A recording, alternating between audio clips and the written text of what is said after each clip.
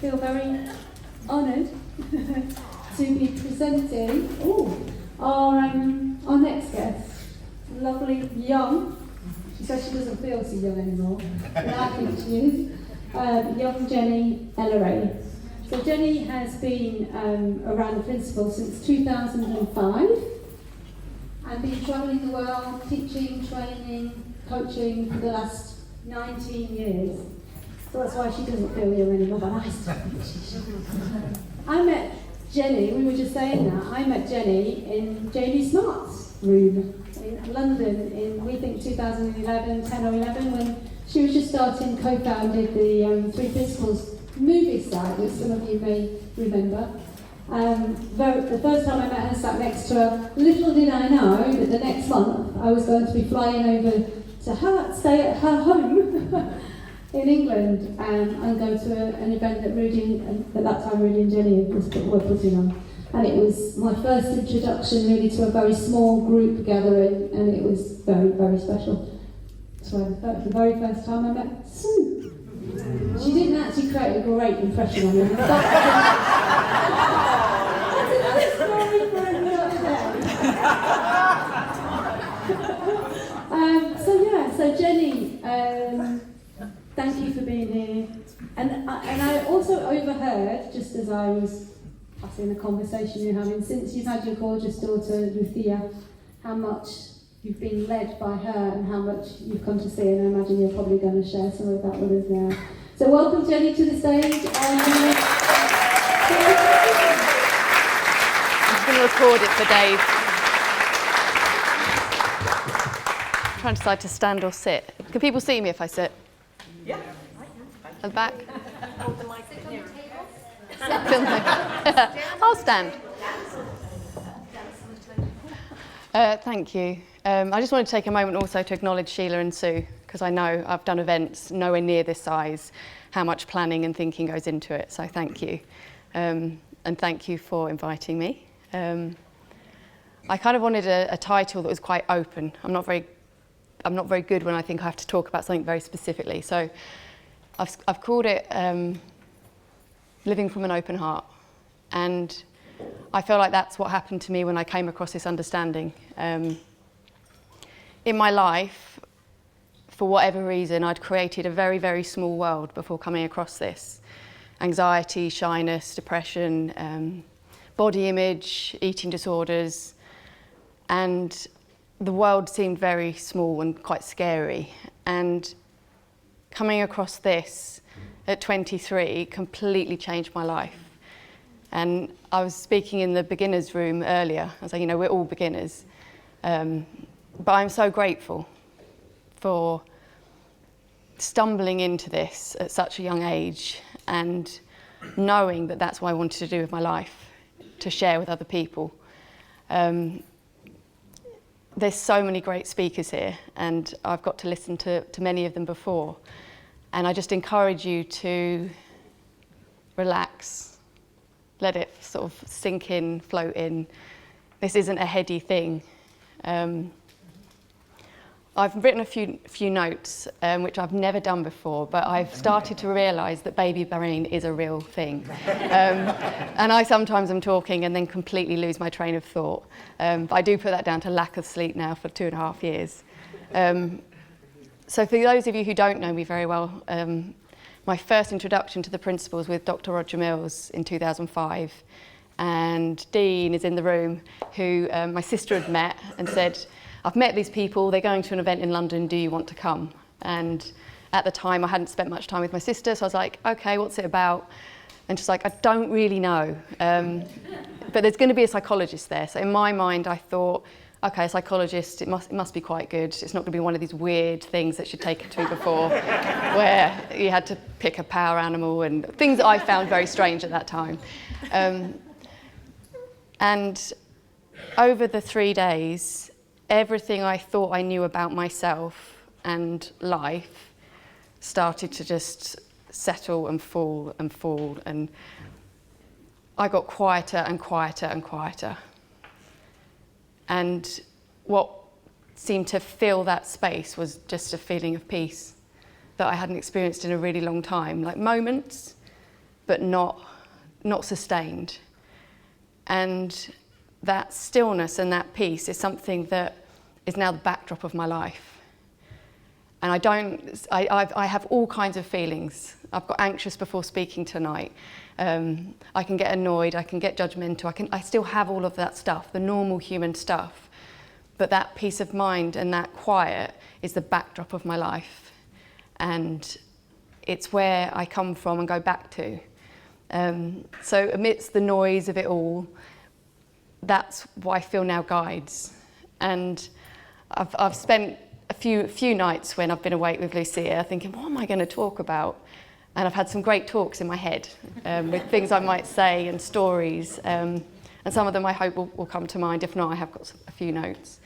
But I also wanted to ask if anyone had questions. Is there anything about the title that you liked, or is there anything that you'd like me to speak to? Because I want it to be relevant. So I don't know if there is anyone. I can wait.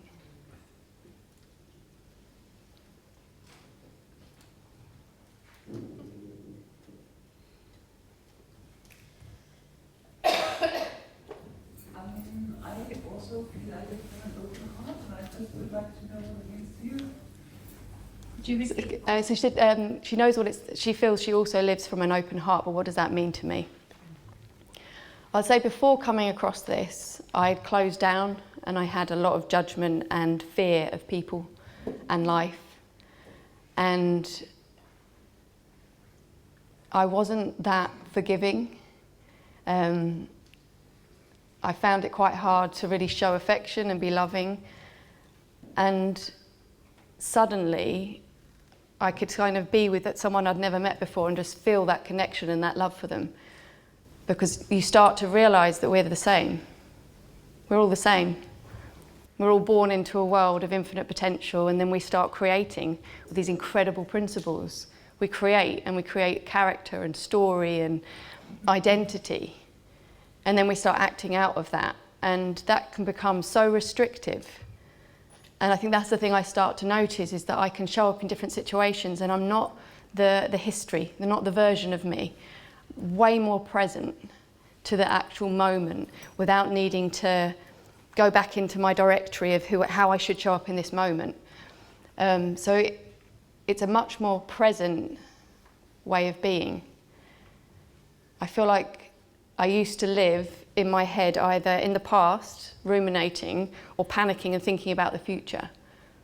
There's something about this that brings us back to this moment now.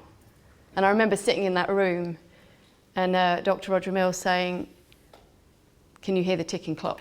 So then everyone was really quiet and suddenly they picked up on the ticking clock. Can you move your awareness now to the traffic? And I remember just sitting there thinking, yeah, I can hear that. And then as soon as I was listening to the traffic, the ticking clock became quieter. And I started to notice and see what was being pointed to. Without awareness, we move it around. So I saw that I had spent 10 years at that point, 9-10 years, focusing on everything that was wrong with me and trying to go to different people to fix me. Why was I so shy? Why did I struggle with eating disorders? I'd spent a lot of time messing around in my childhood trying to find a reason. And actually, when I look at my life, I had a very privileged life. There wasn't any particular thing that I could pinpoint why I felt like I felt. So I had such a busy mind trying to find that thing. And then suddenly it was like, well, the reason you feel like you feel in any moment is because of the way that you think. And that was revolutionary to me. I was like, so the power of thought in a moment is to create a reality, a life. That's it. That's happening every single moment. I'm not a victim of anything anymore. And the power that came from that has blown me away. So I said earlier, like, I've had to get over myself to do this work. Like, it doesn't come naturally to me still to stand on a stage and speak to a group of people. But I'm so grateful that someone stood in front of me and started sharing this message that I can't not do it.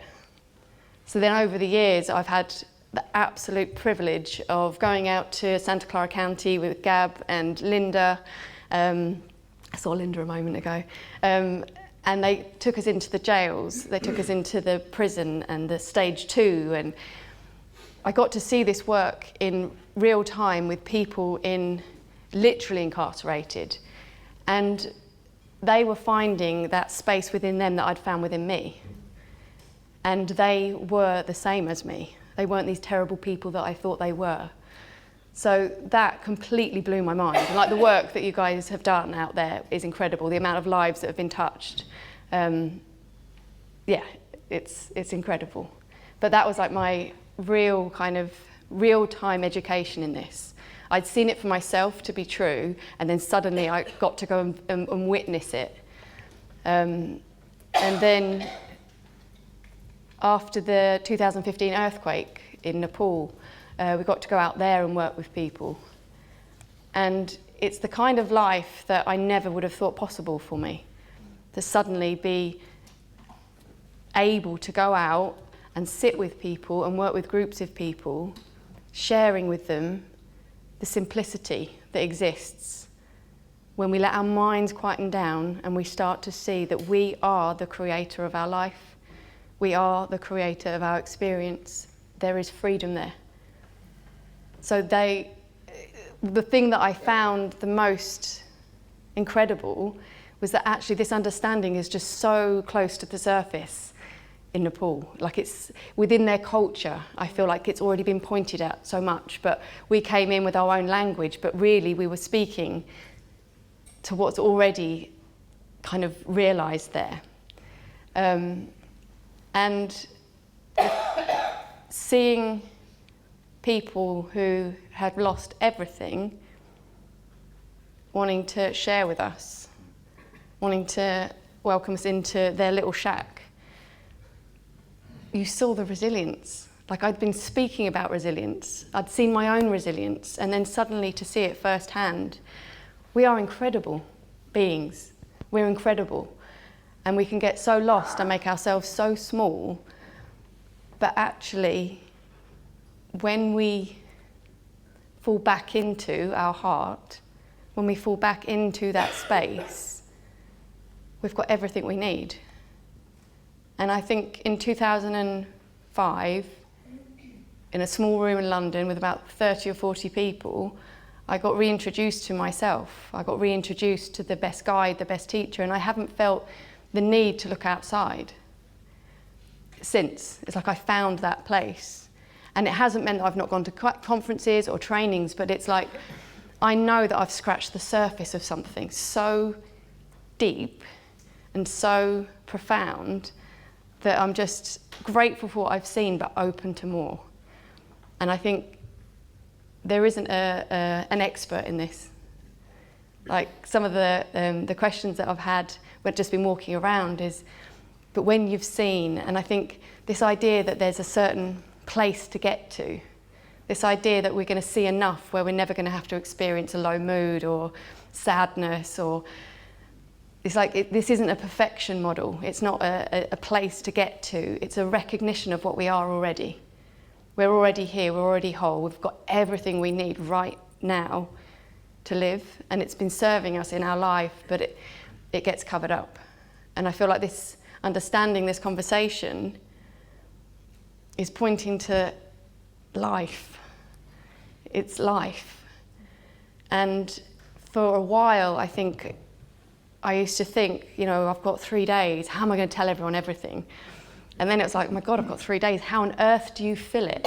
when your message is so, it's small. The message is small, but it's so deep.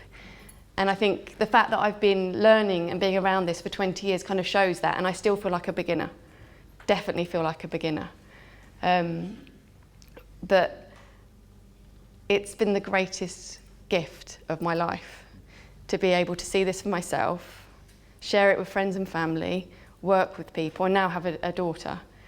So I found the teacher within me, but wow, she is a teacher, like of presence, of absolute presence in the moment with whatever she's feeling. She's not afraid of a feeling, she just goes for it. She doesn't care if she's in the middle of the foyer, she doesn't care if she's in the middle of the street, if she's pissed off, she's pissed off. And I think it's been that for me has been wonderful, to just kind of be around and to trust that within me is the ability to parent, to know how to be a mother. And I feel like before coming across the principles, if I'd tried to have a child, I would have read every single book to try and get this right. I'd want to get it right. But actually there's only one me and there's only one her. So there can only ever be that. So what an incredible thing for us to know, like there's only one us, and we know how to do that. We honestly do, but it's not from our ego mind, our creation. It's when we just see that stuff as noise. I remember describing it as, I feel like I've lived with a heavy metal band in my head of judgment, of fear, of comparison, and that just got turned down. And I realised, wow, there's this beautiful music that's always existed, it's always played, and I've touched it, I've felt it in moments, but I thought that that was the kind of the holiday or the friendship. I didn't realise that it comes with me. And I remember someone had said to me at 19 when I went travelling, but remember, wherever you go, there you are. And at 19, that was a really bad thing, because I thought I'd arrive in South Africa and all of my troubles would disappear and I'd be confident and I was going to get dreads and I was going to be a traveller. But it was like, no, there I am. There I am with my noise and my story and my limitations. And I got to go to some of the most beautiful places, but I wasn't really there. I was in my head. And that's the thing I think I'm most grateful for now, is that I have all kinds of experience and feeling, but I'm present and I'm there. And I'm not trying to escape it. I remember describing it as all feelings got put back on the table as allowed. You can feel. You haven't got to be afraid of your experience. You haven't got to try and move away from certain ones, and it will just pass through you. Because our nature is one of wholeness. Our nature is one of, like, there's just the movement. There's just the movement of stuff through us. And some of it's beautiful and I love it and I'm so grateful and I'm like, oh, I'd love to hold on to this forever. And other stuff you're like, you can move through a bit quicker. But I'm not afraid. And I think to be someone that has been so afraid in their life of a feeling, like the feeling of awkwardness, the feeling of embarrassment, like that has been a big one for me, and I see it in my little nephew. To be embarrassed, to have to go and ask someone, can I have another glass, or could I have this? Like the feeling of embarrassment used to cripple me. Whereas now I'm like, it's a feeling, and it doesn't come from out there. It's a creation, it's a potential. It's not a thing. And you start to recognise we'll all have ideas about ourselves. I'm a this kind of person or a that kind of person, or I'm really good at this but not at that.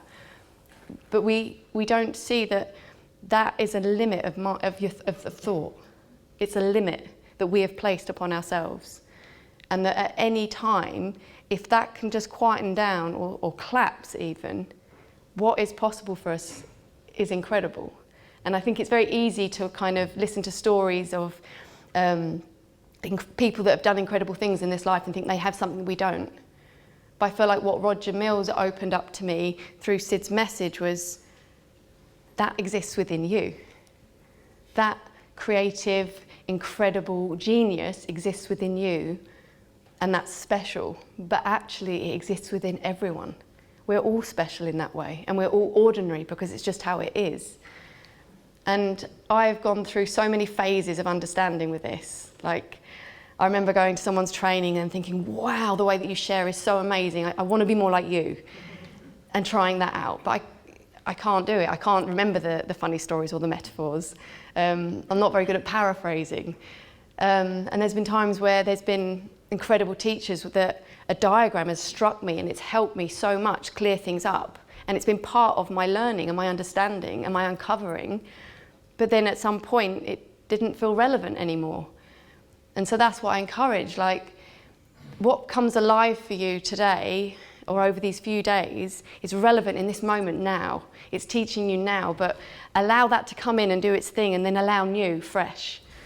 Like, otherwise it gets stale. And I think I've noticed in my life of sharing this, the times where I've got a bit stale or a bit attached to a way of sharing or a way of presenting, and it doesn't go down in the same way. And I had a quick chat with Dave Kibbe just when Lucia was in the swimming pool. He actually got me out of having to go in the swimming pool, I think. And he was saying, the beauty in the completely forgetting. Because I was saying, you know, sometimes I'm speaking, I've got no idea why I'm talking about it. And I'm trying to like, why did I start this story? And he said, the beauty in that. And the beauty in that meeting, that chance meeting just for 5 minutes outside, where I'm like, yeah, actually, who cares? Yeah, I might have baby brain and I might go off on this massive tangent and then forget why, but that's okay too. And that was another idea of my topic, was called the perfection in the design. But then I thought it might sound religious, so I moved away from it. And that's been through somebody that me and my family love very, very much over the last 4 years has had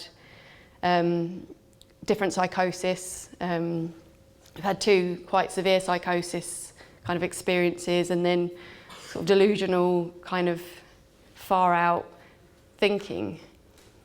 But I've been able to see the perfection in her despite all of that craziness that we've been confronted with. And as a family and a friendship group, I feel like we have realised the power again of having this understanding, of being able to sit with someone who is so far out there in what they think reality is, but love them, know that they're okay, and trust that this is just how life's showing up for them now, and I can still love you. And I remember, I think I've spoken about this before, but there's a moment out in town with her, and she kind of looked like the town crazy person, like crazy makeup, crazy hair, crazy clothes, covered in paint, whittling away to herself. And I kind of looked at her and I thought, oh my God, what if this is it for life now? What if this is you? And then the next thing was, but can I still love you? And then what came was, yeah, I could totally love you, despite all of this. And sometimes I might not choose to spend as much time with you as I would, because we're incredible that we had such a support network, because you needed your time out. But all of us saw it as an opportunity to learn. Like this, it wasn't about her, it was about us. It was about how can we show up? How can we show up? And like, hats off to my sister. She was probably at the forefront of some of the hardest tirades of abuse and things. But she has been an incredible teacher of resilience and love and unattachment. And we've all felt our sadness, got lost in our stories, and then come back to that quiet, present moment of right now, I'm okay. Right now, she's okay. So I think that living from an open heart now, for me, is you get present and show up in the moment with what's needed. And what was needed wasn't me trying to teach the 3 principles, and I think early on, I think all of us would see somebody in need and be like, you need to know about the 3 principles. But actually, so often what's needed is just your presence and showing up in love and what occurs to you. And the only time I got to see Sid speak live was in 2000 and it was the year before he passed, I think, or the year he passed in the February. And one of the things I remember him saying was, someone kept saying, but when you work with these kind of people, what do you say? When you work with these kind of people, but what about victims of trauma, and what about...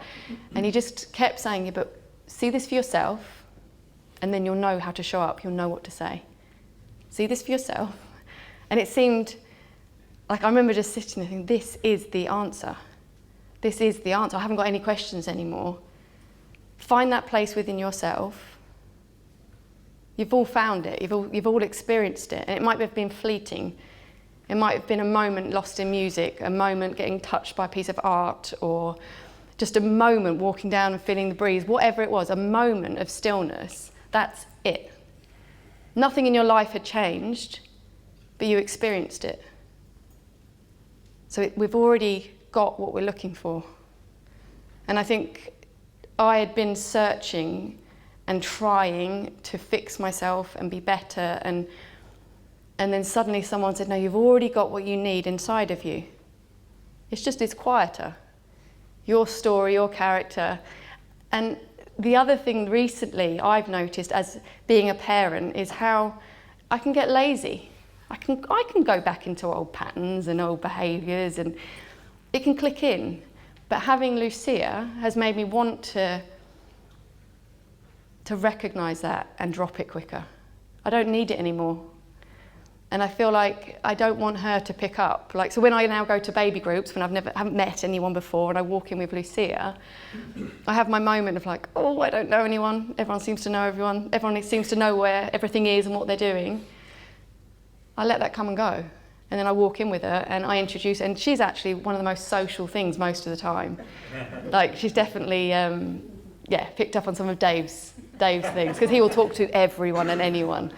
But I know that she's watching, and I've got less kind of, I'm unwilling to give up my good feeling as much, because I know she's watching, she's learning from me all the time.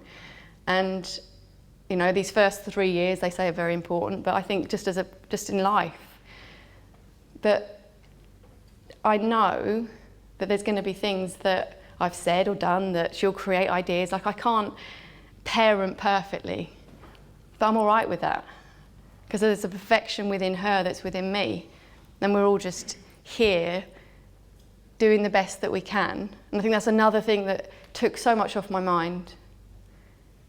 I think it was Roger and Margaret said it over and over again. Everyone is doing the very best they can, given how they're thinking in the moment. The very best they can. And so often you'll hear people saying, I should have done that, or I should have said that. And you see, there's no point, because you couldn't. Because if you could, you would. And from that, you start recognising there's an innocence within us, that in any moment, if we get lost in a story and a thought, it's full 3D movie. It's alive. It's our reality. It's our world. And we can be forgiving of that. But I do feel that there is a noticing that happens that pulls us back to centre. Like, I don't feel like I get lost anywhere near as much as I used to.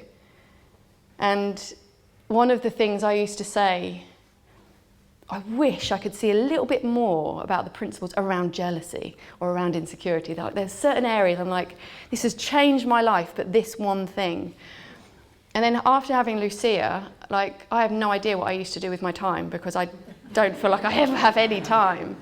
And I have no idea how people do it with more than one. Like, it blows my mind. But I haven't given it any attention, because my focus has been on her, and absolute gratitude. I didn't think I could have children. I tried for lots of years, I'd given up, and at 39 I found out I was pregnant. So I think I've been so grateful to have her, and to just want to be present with her, because I've seen my nieces are suddenly like 17 and 19 now. I know it goes fast.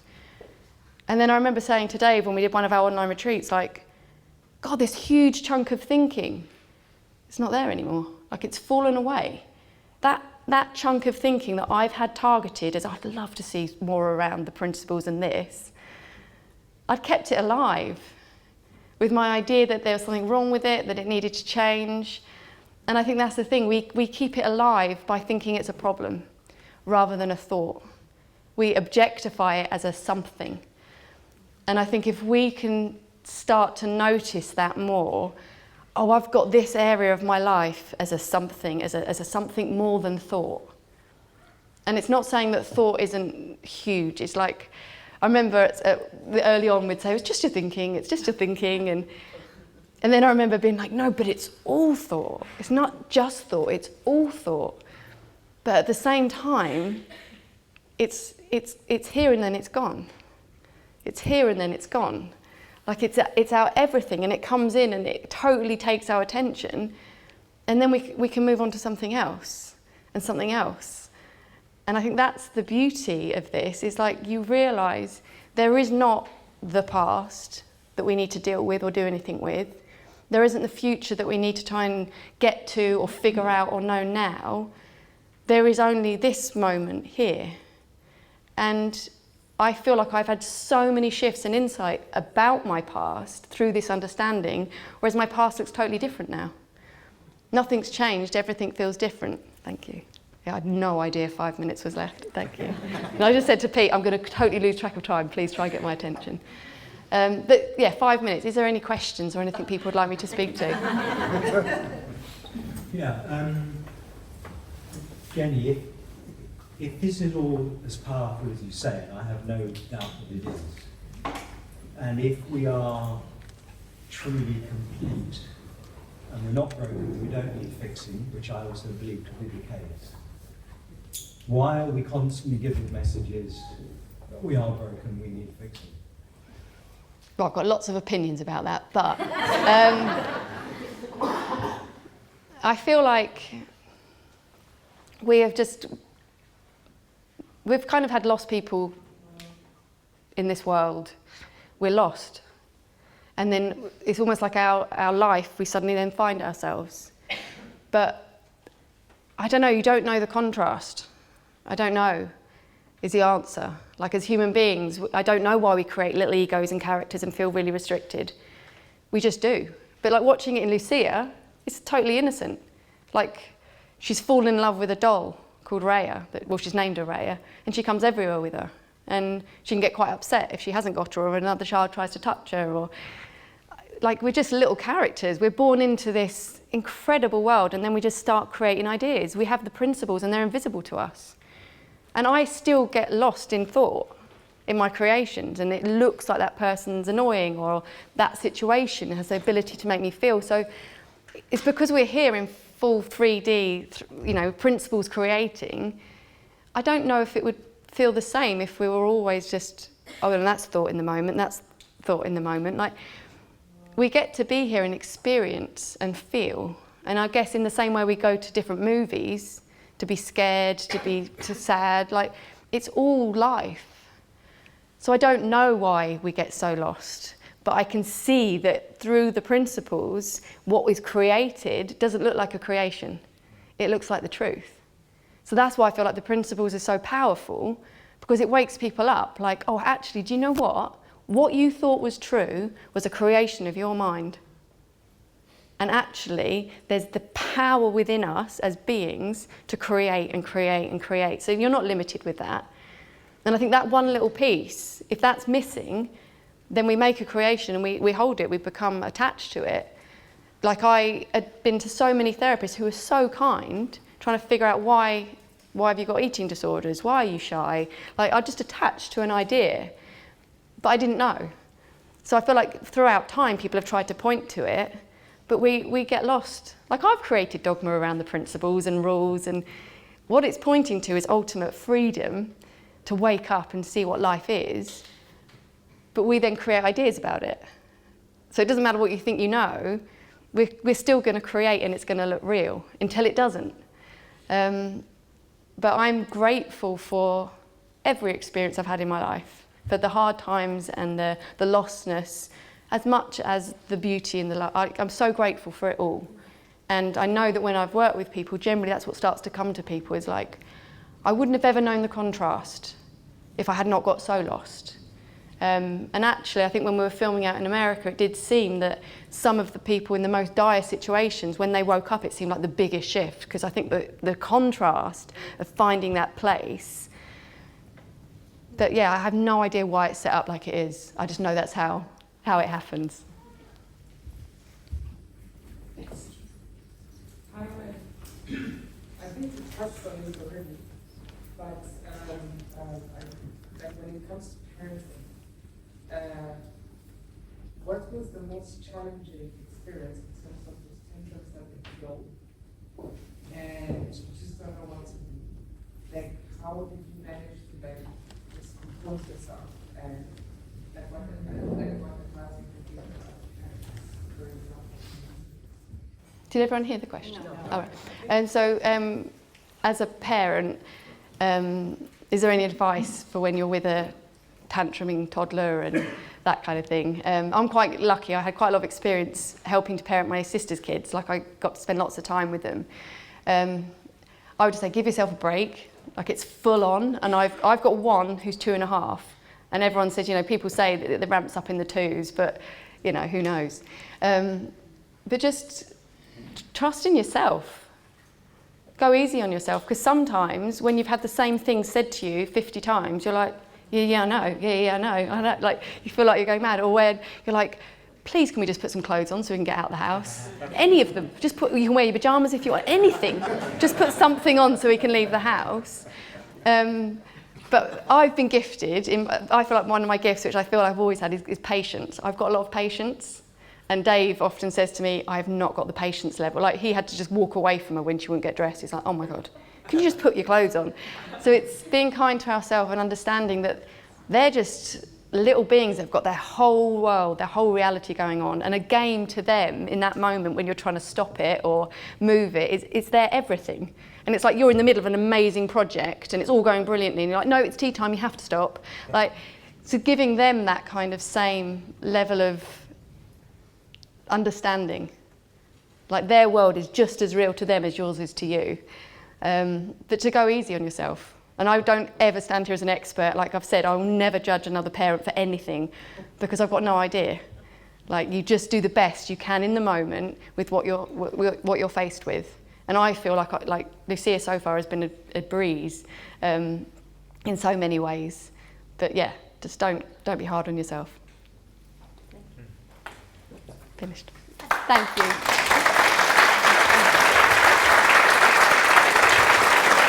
A bit circle. I don't care. Thank you.